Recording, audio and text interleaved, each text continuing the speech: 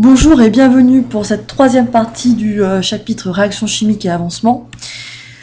Donc après avoir vu comment on modélise une transformation chimique à l'aide d'une réaction chimique, comment on symbolise cette réaction à l'aide d'une équation, après avoir vu la notion de mélange stoichiométrique et de réactif limitant, et bien maintenant on va présenter un nouvel outil, un outil qui s'appelle le tableau d'évolution, qui va nécessiter une nouvelle grandeur qu'on appelle la notion d'avancement. Cette nouvelle grandeur, elle est très importante puisque c'est elle qui va rendre compte de l'évolution du système chimique au cours de la transformation chimique, puisque donc c'était bel et bien la question qu'on s'était posée initialement. Alors, gardons notre exemple fil rouge et lisons de nouveau l'équation. En fait, on va vite comprendre qu'il s'agit systématiquement une fois qu'on sait bien lire l'équation chimique, après on peut pratiquement résoudre tous les problèmes de chimie qui ont un rapport avec ce type de notion. À chaque fois que l'on forme une mole de CuOH deux fois, on en consomme le double de H au moins et autant de Cu2+. Autant puisque le nombre stoichiométrique des ions Cu2+, c'est 1, tout comme celui de CuOH deux fois.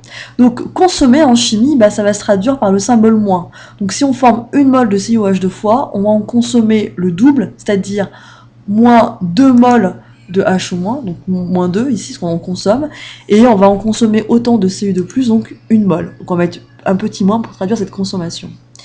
Supposons cette fois qu'on forme non pas une, mais 2 moles de CuOH deux fois. D'après l'équation, on en consomme 2 fois plus de H au moins, donc si on en forme 2 moles de CuOH deux fois, le double de 2, c'est 4. On met un moins devant pour rappeler que c'est la quantité de matière de H au moins consommée, ici. Et puis, d'après l'équation, quand on forme 2 moles de CuOH deux fois, on en consommerait autant de Cu2+, puisque les nombres stoichiométriques sont identiques. Donc on consommerait 2 moles de Cu2+, on met un petit moins devant pour traduire cette notion de consommation. Alors supposons qu'on ne forme non pas une, non pas deux, non pas 3, non pas 10, mais X moles de CuOH deux fois.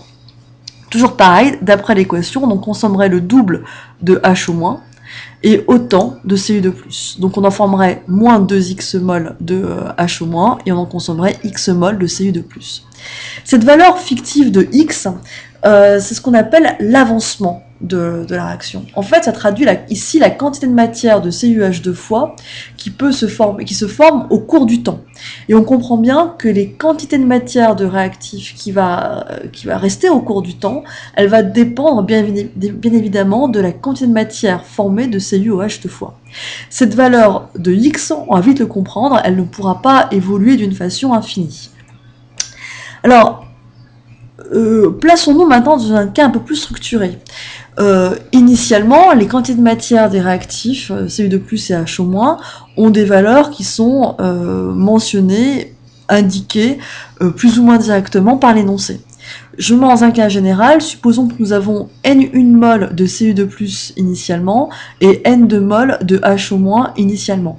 Bien sûr, puisqu'on est dans un état dit initial, les réactifs n'ont pas encore, la réaction n'est pas encore amorcée, donc on forme il y a 0 mol de CuOH deux fois formé. D'après l'équation, quand on forme une mol de CuOH deux fois, on consomme une mol de Cu2+ et 2 mol de H au-. Généralisons, si je forme non pas une, mais X mol de CuOH deux fois, on va consommer autant de Cu2+, c'est-à-dire X mol. On en avait N1 mol initial, il en resterait donc N1 moins X mol.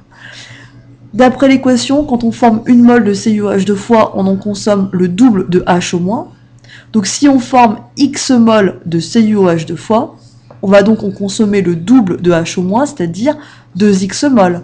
Initialement, il y avait N2 mol de H au-, puisqu'on en consommerait 2X mol, il en resterait N2 moins 2X. Eh bien, ce process qu'on vient d'avoir ici, on va le mettre dans une structure un peu plus cadrée, à savoir dans un tableau. Ce tableau va porter le nom de tableau d'évolution ou tableau d'avancement. Il va permettre de rendre compte de l'évolution du système à différentes étapes de la transformation chimique.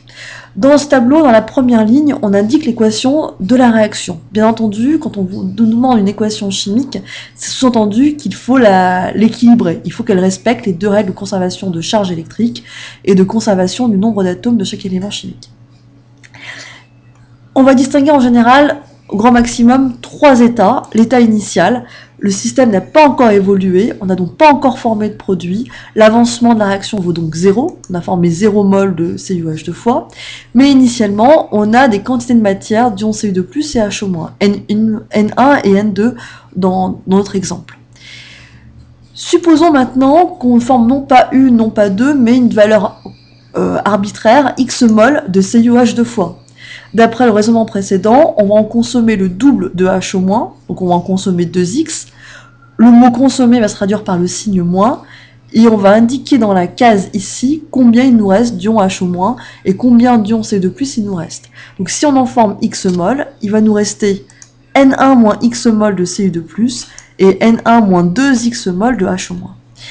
Alors, cette valeur de X, comme on l'a dit précédemment, elle va augmenter, puisque la quantité de matière de produit, par essence, par définition, elle augmente. Un produit, c'est une espèce chimique qui se forme au cours d'une transformation chimique.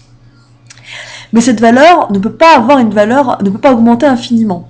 Cette valeur va atteindre une valeur limite, parce qu'il y a deux situations possibles. Soit les deux réactifs sont entièrement consommés, c'est le cas d'un mélange stoichiométrique, soit un des deux réactifs est consommé en premier, c'est le cas quand on a affaire à un réactif limitant. Quelle que soit la situation, la valeur de l'avancement maximal, X va atteindre une valeur maximale qu'on va noter X max. Cette valeur a priori maximale, eh bien, quand X égale X max, on est ce qu'on appelle à l'état final de la réaction. Donc cette fois, si on forme X max mol de CuH deux fois, il va en rester à l'état final N1 moins X max mol de Cu2+, et il restera à l'état final N2 moins 2X max mol de HO-. Dans la vidéo suivante, on va voir comment on peut exploiter un tel tableau, notamment par exemple pour faire un bilan de matière à l'état final.